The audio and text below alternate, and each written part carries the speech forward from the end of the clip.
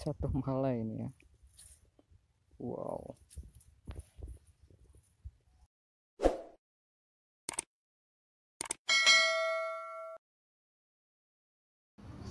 Assalamualaikum warahmatullahi wabarakatuh. Apa kabar teman-teman? Nah, jumpa lagi ya dengan channel saya Bocah Vlogger. Ya, ini pembahasan tentang pertanian padi ya teman-teman.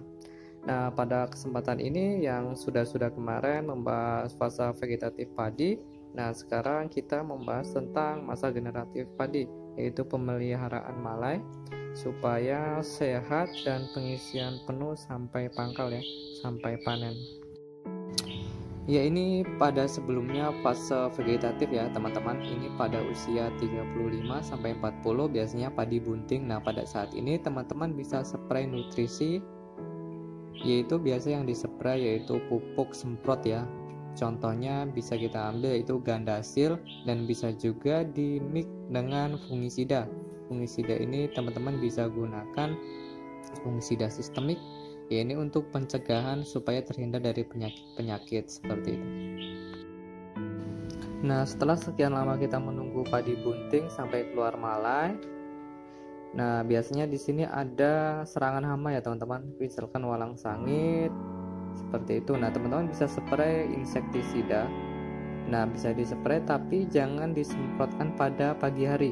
Nah, pada pagi hari ini biasanya kalau udah keluar malai, nah bunga ini sedang mekar. Nah, jadi teman-teman bisa semprotkan pada siang hari supaya tidak mengganggu penyerbukan padi. Nah, karena padi pada fase ini sedang melakukan proses penyerbukan.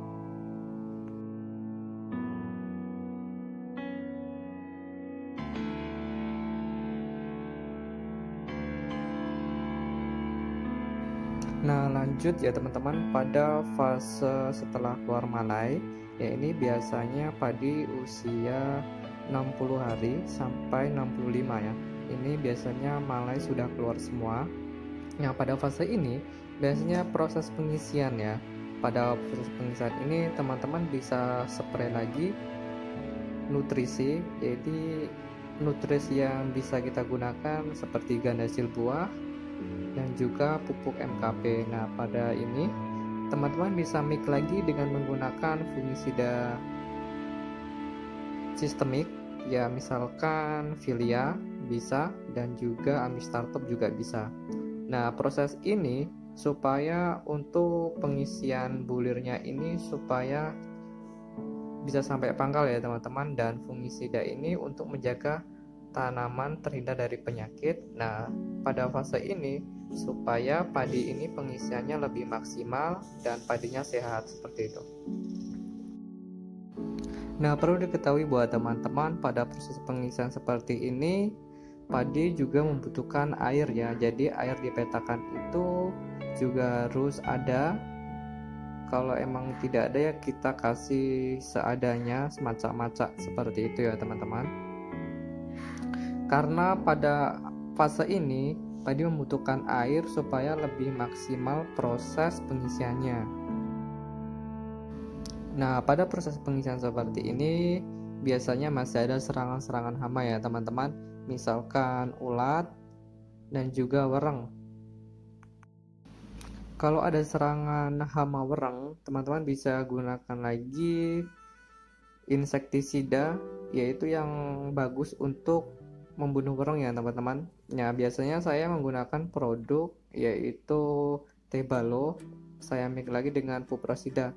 Pengalaman saya, obat ini cukup bagus untuk membunuh wereng dengan sangat cepat. Nah, teman-teman, untuk trik membunuh wereng, teman-teman bisa semprotkan lagi pada batang padi. Nah, ini bertujuan langsung karena sasaran itu pada batang padi ya werengnya. Jadi bisa langsung mati seperti itu. Lanjut ya teman-teman, setelah hama-hama sudah teratasi dan nutrisi sudah tercukupi, nah teman-teman bisa spray lagi menggunakan Gibro ya teman-teman. Gibro ini bertujuan untuk memaksimalkan pengisian bulir. Nah, teman-teman bisa menggunakan Gibro panen.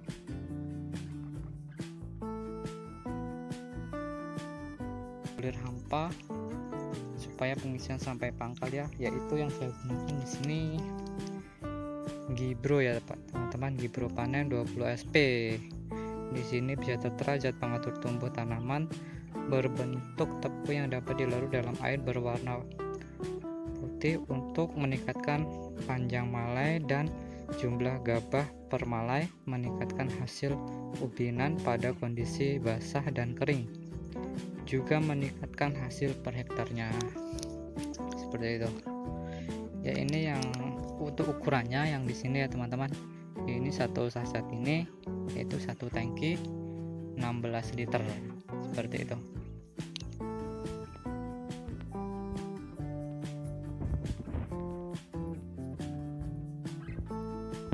Satu malai ini. Wow.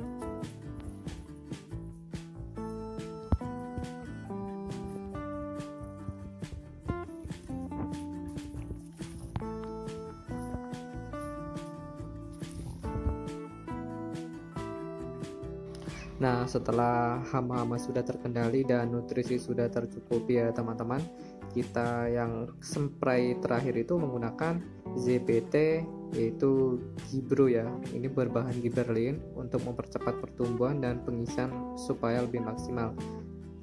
Nah, yang perlu diketahui teman-teman juga, pemilihan bibit unggul itu harus diperhatikan ya teman-teman, supaya tanaman ini kebal terhadap penyakit-penyakit. Misalkan pada musim penghujan itu sangat rawan banget, yaitu penyakit-penyakit seperti patah leher, bercak daun seperti itu ya. Nah, perlu kita ketahui juga harus menggunakan bibit unggul supaya pertumbuhan padi maksimal dan panen pun bisa sesuai yang diharapkan kita.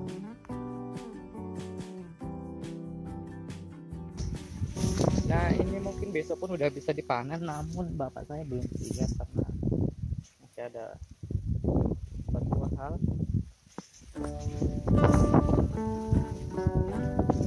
Sudah menguning semua ya.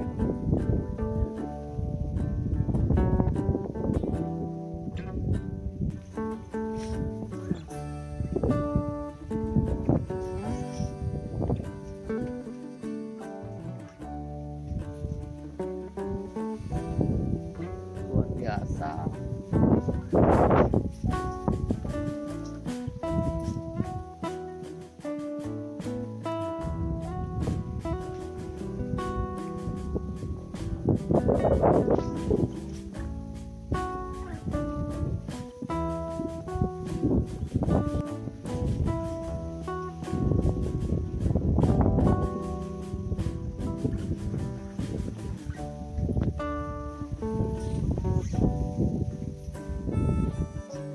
Bulirnya lonjong besar ya teman-teman, bersih.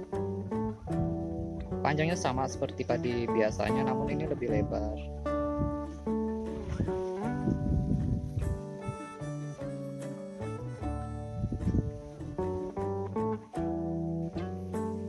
Oke, coba saya masuk ya di tengah-tengah.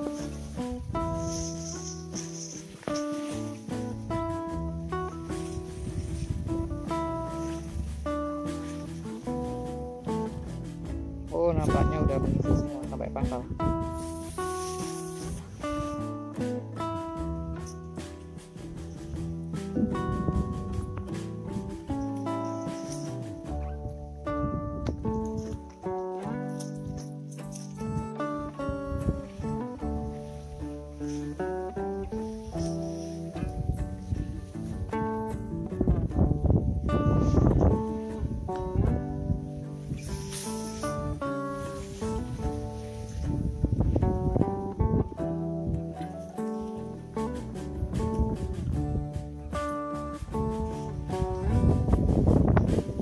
Ini untuk bulirnya panjang ya, ramping, panjang.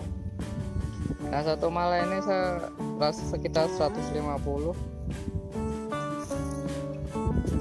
sampai 200.